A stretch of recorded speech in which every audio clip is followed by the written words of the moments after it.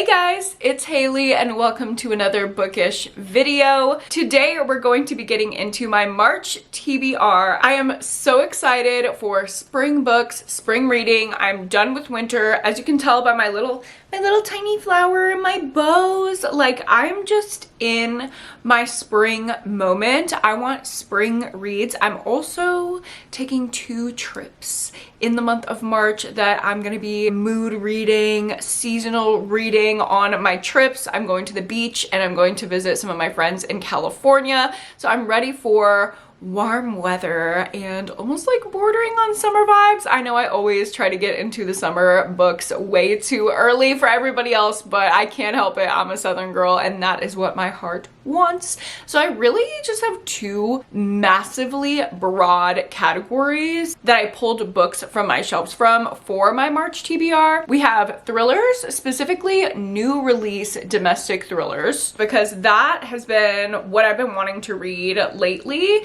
So I have a ton of them. I will probably be doing a couple thriller vlogs in March. Subscribe for that.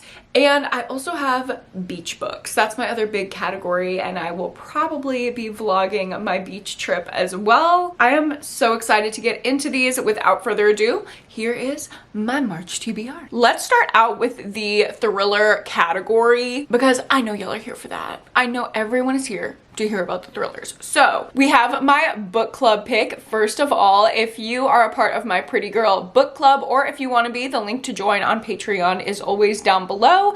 This month we will be reading The Clinic by Kate Quinn. This was the book that won the poll on my Patreon, and I will tell you a little bit about it. We are following Meg, and Meg works for a casino in LA, catching cheaters and popping a few too many pain pills to cope, following a far different path than her sister Hailey, a famous actress. But suddenly reports surface of Hailey dying at the remote rehab facility where she had been forced to go to get her addiction under control. There are whispers of suicide, but Meg can't believe it. She decides that the best way to find out what happened to her sister is to check in herself, to investigate what really happened from the inside. Battling her own addiction and figuring out the truth will be much more difficult than she ever imagined, far away from friends, family, and anyone who could help her. We're busting in to a rehab facility to try to figure out what happened to an actress through the lens of her sister, who is like a private investigator. That's iconic. I'm so excited for this book club pick. I've already been hearing really good things about it, so I'm looking forward to that. I also have How to Kill Men by Katie Brent. Oh, I guess it's How to Kill Men and Get Away with It by Katie Brent. I don't like that the title is like up and down and then the author's there. I don't like that. But I do like this cute little cover with this little lady walking just covered in blood. This is a kind of light comedic murder mystery about a woman named Kitty Collins. It all started when she was dealing with an attempted assault situation and she accidentally killed the man who was trying to attack her. And it says that's where her addiction started, and now she has a taste for revenge. She is just killing men and getting away with it. And this sounds like something that I would love, so I'm going to read it. I'm also super excited for this one, Good Girls Don't Die by Christina Henry. I have historically really enjoyed Christina Henry books, so I'm excited for her new one. I've heard this one is really fast-paced and exciting and twisty. We're following 3 timelines, 3 women who find themselves trapped inside stories that are not their own. One girl wakes up in a house that she does not recognize with a family that she also does not recognize that are telling her that a life she has no idea about is hers. One woman is supposed to be on a fun weekend getaway at a remote cabin in the woods, and no one believes her, but she's sure that something about this trip is wrong. And the last woman just wants to be at home with her daughter, but she's in a dangerous situation and she does not know who put her there or why. There are 3 women in these 3 plots and there's only one way out. I am so excited to see the way that these converge. I feel like it's going to keep me constantly guessing. I love books like that where you have these maybe unrelated storylines that will be interweaving in some kind of way.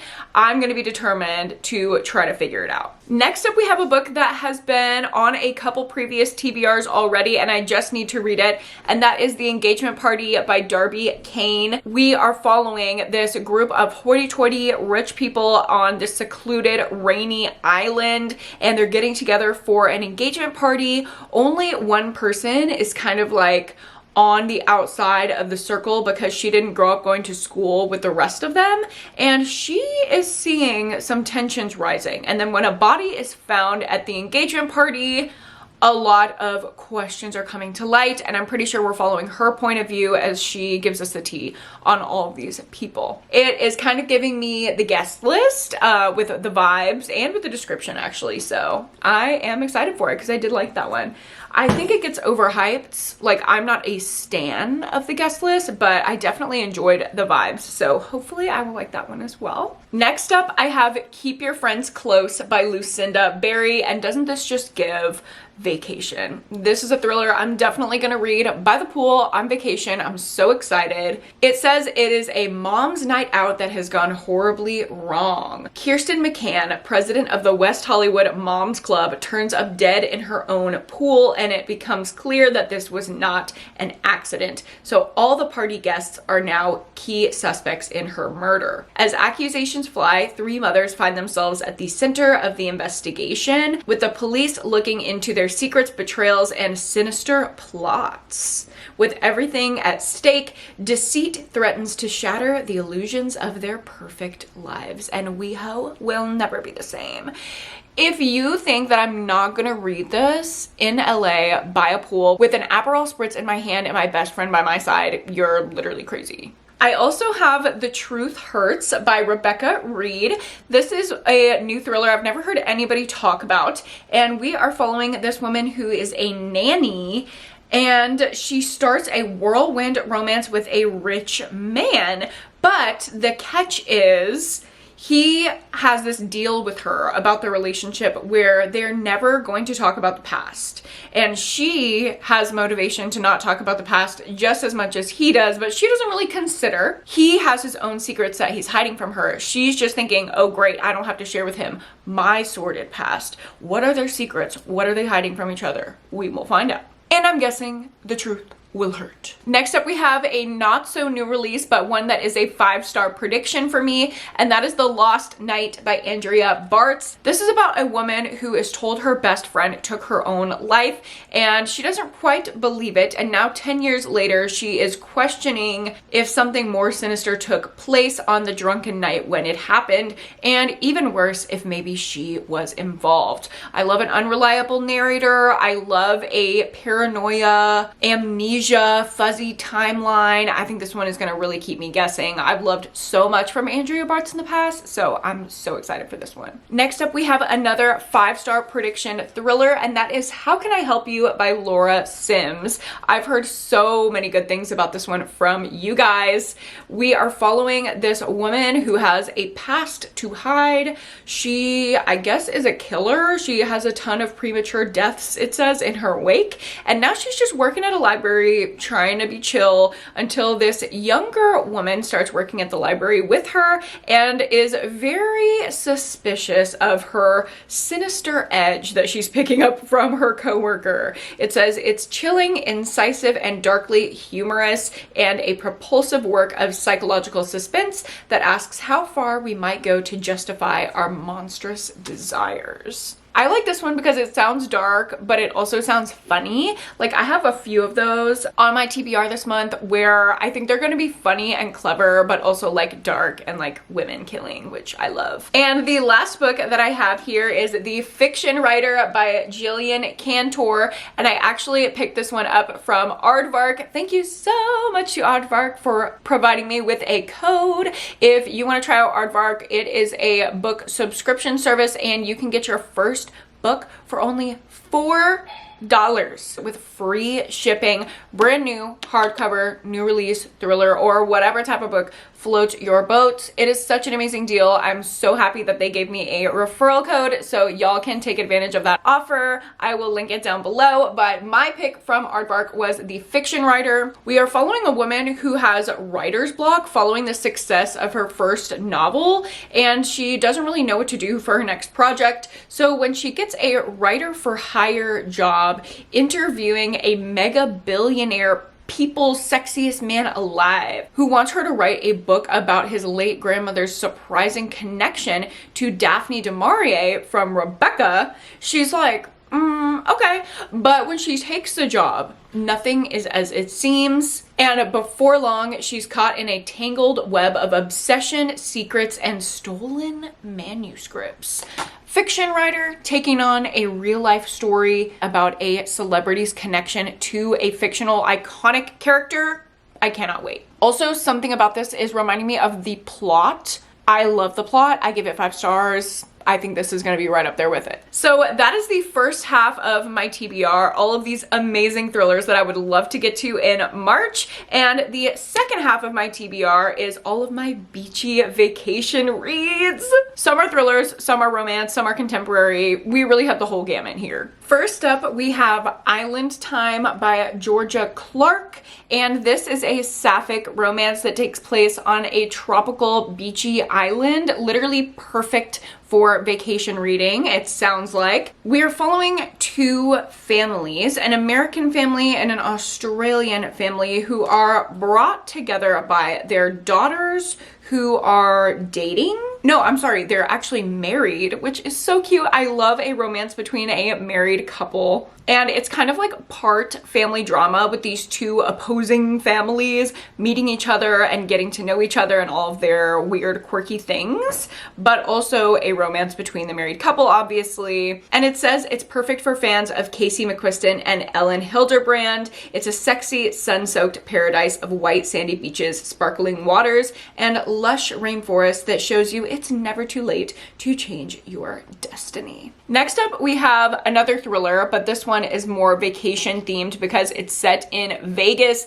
and that is Killing Me by Michelle Gagnon. In Killing Me, we are following a woman who has just escaped a serial killer with the help of a woman who was like badass, helped her get out, and then immediately just disappeared. She's also grappling with a past that law enforcement is interested in once she is like recovered from this crime scene. And so she has to flee to Las Vegas, but when she does, the killer is hot on her trail and trying to kind of complete the cycle when they tried to kill her the first time. It sounds like a lot of interweaving plots. We have flying to Las Vegas with her noir-obsessed manager and a sex worker as her unlikely companions. We also have the thing with the woman who disappeared. We also have the thing with the killer who's apparently playing a game with her that she didn't agree to play. It is a lot going on. I kind of think that it's pitched as something like funny, interesting, women killers. We love to see it. Next up, we have The American Boyfriend, and I am so excited to read this one. It's about a woman who lives in Britain, Great Britain, somewhere Southwark. Where the fuck is that? Who knows? But she wants to escape the British winter with her boyfriend who lives in Florida. They're long distance, and he's like, you know what? It's about time that we meet. Why don't you just come out to Florida and we'll spend some time together, have a little romantic getaway. And she's like, okay, but she doesn't tell him that she's bringing her toddler along with her. Once she gets there, she is robbed and framed for murder. So it's her and her toddler stranded in a country they're unfamiliar with, and the boyfriend doesn't seem to exist, and now she is a suspect in this murder case. It's supposed to be very fast paced. It's super short. I think it's going to be so interesting, and I cannot wait for the tea. Next up, we have a cute little YA romance that I've been waiting for the perfect time to read, and that is The Summer of Broken Rules by K.L. Walther. This just sounds perfect for a beachy read. It says it's all fun and games until someone loses their heart, and Meredith Fox lost her sister a year and a half ago, but this summer she's determined to join the world again. So on the annual family vacation to Martha's Vineyard, she's thinking that is the perfect place to reconnect. There is this huge family game of assassin that is apparently played every single year, and she's determined to honor the legacy that she had winning with her sister. And when she forms an alliance with a cute groomsman who is in this family wedding, she's finding herself getting distracted. Oh my gosh, it sounds so cute. I love a wedding in a romance. I love a game in a romance, and the setting at Martha's Vineyard is going to give me We Were Liars by E. Lockhart, which I'm always down for that. Next up, I have The Lion's Den by Catherine St. John.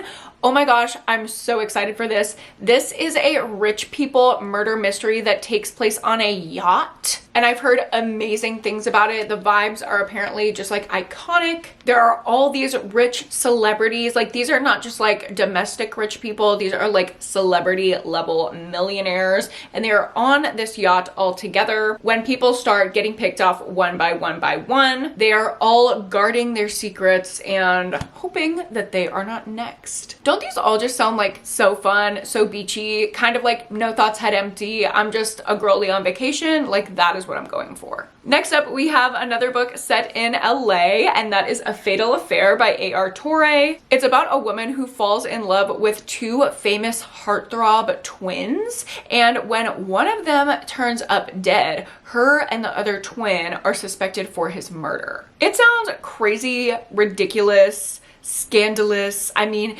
murderous affairs taking place in LA with like celebrities. Yeah, this is what the girls need. Next up, we have another perfect beach read, and that is Bad Summer People by Emma Rosenblum. I've heard great things about this last year. I think some people in my book club read this last year over the summer, and I had marked it as a book that I wanted to read on vacation. It's described as a whip-smart, propulsive debut about infidelity, backstabbing, and murderous intrigue, all set against an exclusive summer haven on Fire Island. There is this iconic couple that rules Fire Island every summer. They hold court on the tennis court and hold sway on the beach, and they are adept at manipulating everyone to getting what they want. And their husbands have summered with them on the island ever since childhood. But their one single friend is looking to meet her match, and she's coming along. She's a lot to gossip about. She's the new girly in town.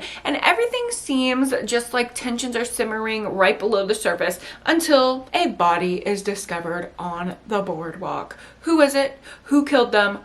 I guess we're gonna find out. Yet another beach book. Who's surprised? We have Vacation Land by Meg Mitchell Moore. I absolutely love reading Meg Mitchell Moore books on the beach. I've had that experience before with her books, and I'm ready to repeat it because it was one of my favorite books of the year when I read it. I believe the book is called Two Truths and a Lie. That was the one that I read on the beach, and it was so good. Vacation Land is about family secrets, motherhood, and privilege. We are following Louisa, who goes to her parents' summer house in Maine with 3 of her kids and not her husband. She's hoping the breeze off the bay will blow away any worry she has about her father's illness and the uncertainty she's carrying about her life choices overall. But she's not the only one searching for something this summer. We're also following a woman named Chrissy who took a Greyhound bus with a small suitcase and $700. She's got a past that she's trying to outrun,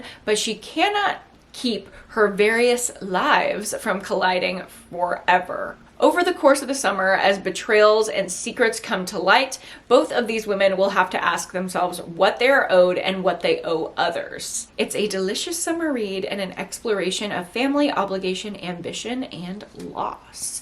See, I love these type of thrillers that also have something more to say specifically about women and the things that we deal with, and all set against a summery backdrop. Doesn't hurt either. Next up, I have the second book in a duet that I started last spring, and I absolutely loved the spring vibes. This book duology is set in Napa Valley, and I'm obsessed with it. So I read Secretly Yours last spring, and it was just like every single perfect spring description was in that book. It was also an adorable romance. The next book in the duology is Unfortunately Yours, obviously by Tessa Bailey, and we are following the sister of the male love interest from the last book as she tries to outrun what her family kind of wants her to do. They want her to be a part of their winery business, and she's like, no, I'm not gonna do it. I need to do something else. And so in order to get her money without having to work under her family's thumb,